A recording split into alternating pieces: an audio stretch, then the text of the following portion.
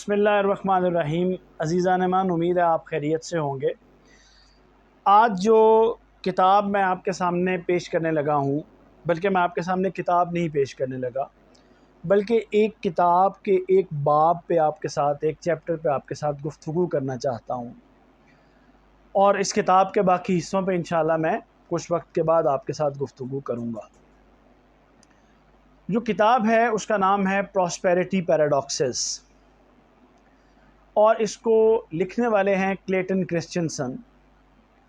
ये अब मरहूम हो चुके हैं, दुनिया से जा चुके हैं। अमेरिका के सफ़े अव्वल के, आप कहें कि चोटी के जो थिंकर्स थे, ख़ास तौर पे मैनेजमेंट थिंकर्स, इनोवेटिव थिंकर्स, उनमें क्रिश्चियनसन का नाम आता था। क्रिश्चियनसन ने जो अपनी आखिरी किताब, वैसे तो उन्होंने बहुत सा काम किया, लेकिन इनकी जो आखिरी किताब थी वो प्रॉस्पेरिटी पैराडॉक्सेस, यानी किताब के अंदर ऐसे आइडियाज़ हैं जो कि मुख्तलिफ़ ममालिक इस्तेमाल करके अपने मुल्क में, अपने मुआशरे में खुशहाली ला सकते हैं। किताब बहुत दिलचस्प है और इसके अंदर बहुत सारे आइडियाज़ हैं, बहुत सारी केस स्टडीज़ हैं। किताब के ऊपर इंशाअल्लाह हम फिर किसी रोज़ गुफ्तगू करेंगे। अभी किताब का एक बाब है, नावा बाब।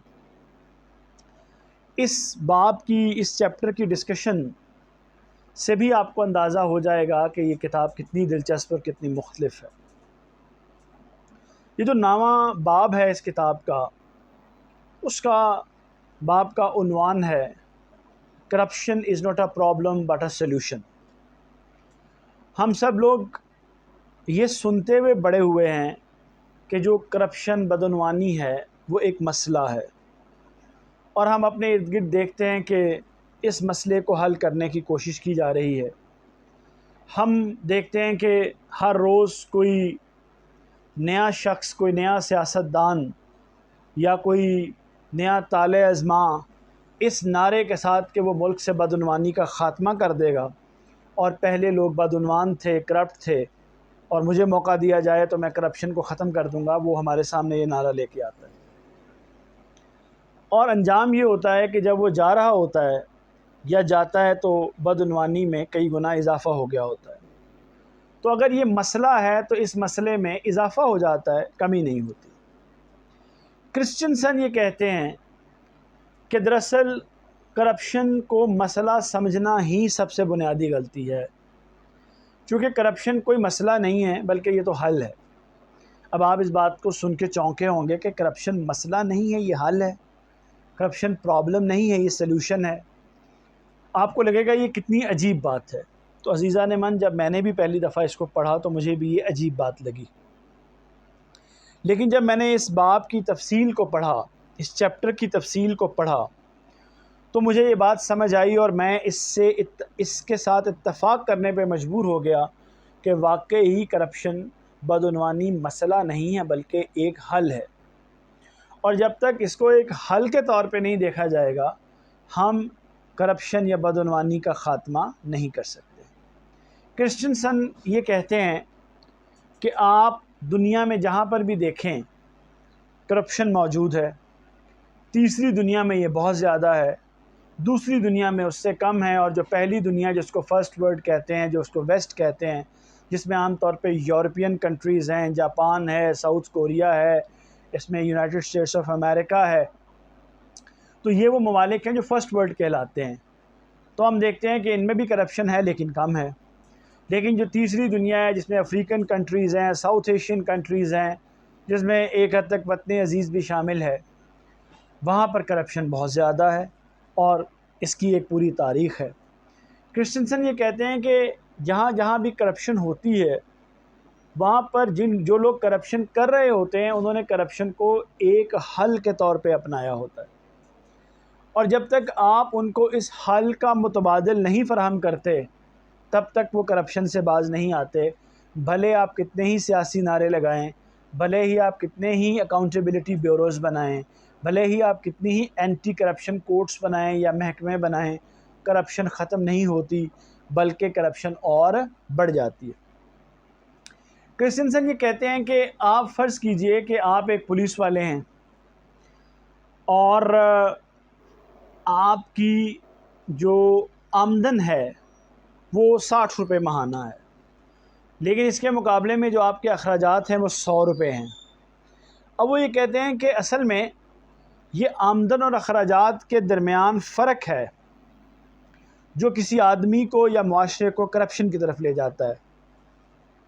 अब वो जो पुलिस का मुलाजिम है उसका जो 100 रुपये के अखराजात हैं वो ऐसे हैं कि उनको वो किसी भी हाल में उनसे सरफ़ नज़र नहीं कर सकता, उसको उसके कोई छुटकारा नहीं मिल सकता।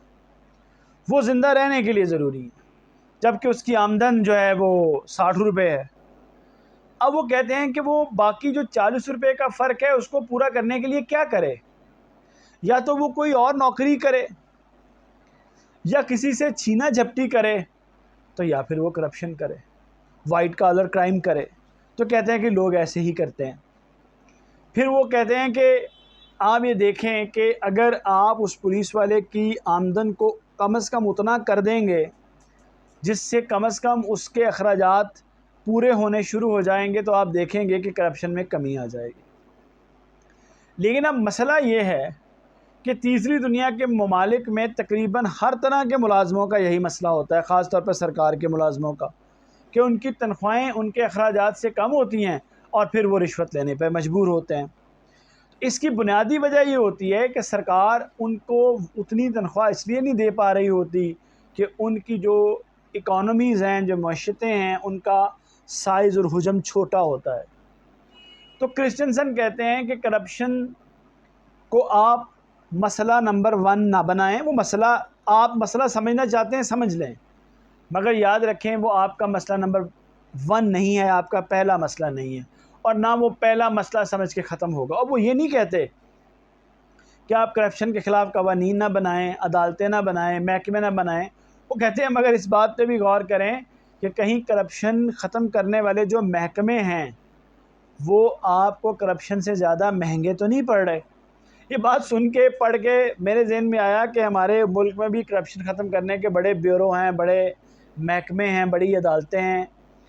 तो कभी उनके बजट पे गौर करें और देखें, कास्ट बेनिफिट एनालिसिस करें कि उन पे हम ख़र्च क्या करते हैं और उसके मुकाबले में वो करप्शन में कितनी कमी लाए हैं। तो मुझे लगता है कि हमें बड़ी मायूसी होगी, ये महकमे हमें बहुत महंगे पड़ रहे होंगे। तो क्रिश्चियनसन ये कहते हैं कि अगर आप करप्शन को जड़ से उखाड़ना चाहते हैं तो आप फौरी तौर पे करप्शन का राग ना लापें, उसको उसके हाल पे छोड़ें और आप अपनी इकॉनमी को बेहतर करें। जैसे जैसे आपकी इकॉनमी का केक बड़ा होता जाएगा वैसे वैसे लोगों की और हुकूमत की इस्तात बढ़ेगी, लोगों की आमदन बढ़ेगी। तो एक उन्होंने बात लिखी है, वो कहें उसका वैसे पंजाबी में एक बड़ा दिलचस्प उसका मुहावरा होता है, लेकिन मैं वो इस्तेमाल नहीं करूँगा। मैं कहूँगा कि जिसको सही ज़रिए से चीज़ मिल जाए फिर वो गलत ज़रिए को इख्तियार नहीं करता। ऐसे बीमार लोग बहुत कम होते हैं। तो क्रिश्चियनसन ये कहते हैं कि करप्शन को आप इस लेंस से देखें कि लोगों ने इसे ग्रीजिंग के तौर पर, ऑयलिंग के तौर पर, हल के तौर पे अपनाया हुआ है। मसलन किसी का बिजली का मीटर नहीं लग रहा, वो रिश्वत देता है, लग जाता है। किसी दफ्तर में मसला हल नहीं होता, वो रिश्वत देता है, मसला हल हो जाता है। तो भाई मुआशरे ने इसको हल के तौर पे अपनाया हुआ है, मसले के तौर पे नहीं अपनाया हुआ। तो वो कहते हैं ये ख़त्म तब होगा जब आपकी इकॉनमी ठीक होगी। वो कहते हैं आप पढ़ लें, अमेरिका बहुत करप्ट था आज से 100 साल पहले, बरतानिया में बहुत करप्शन थी, फ़्रांस में बहुत करप्शन थी, साउथ कोरिया में बहुत करप्शन थी, दूसरे वो तमाम ममालिक जहाँ आज करप्शन बहुत कम है वहाँ आज से सिर्फ़ 100 साल पहले बहुत ज़्यादा करप्शन थी। जैसे जैसी उन ममालिक की इकॉनमीज़ ने, मैशतों ने तरक्की की, वैसे वैसे करप्शन नीचे आती गई। कैसे हुआ ये? एक तरफ तो जब लोगों को जायज़ तरीके से वसाइल मिले तो उन्होंने गलत रस्तों को छोड़ दिया। दूसरी तरफ जब हुकूमत के पास ज़्यादा वसाइल आए तो उसने ज़्यादा बेहतर तरीके से कवानीन पे अमल दरामद करवाया। तो अज़ीज़ान मन, आपको ये बात दिलचस्प लगी या नहीं?